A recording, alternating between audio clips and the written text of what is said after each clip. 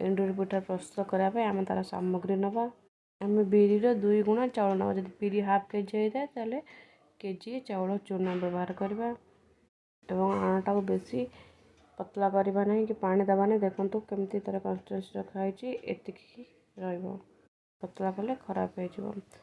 मु नड़िया कर छेना नहीं जाइए कढ़ई गरम होला तथे पूर को भाजी ने भी भलसे नड़ियार छेनार सब पानी गलापर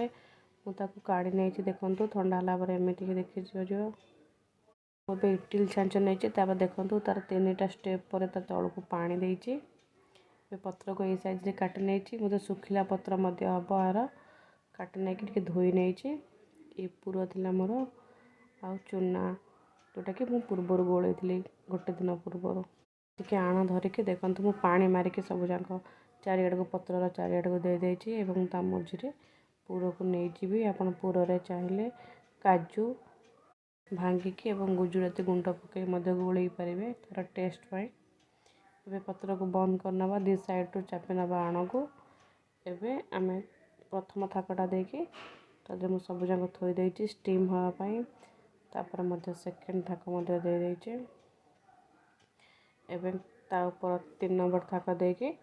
ताको घोड़े नवा आर आधा घंटे छाड़देवा फास्ट हाई फ्लेम रखी तापर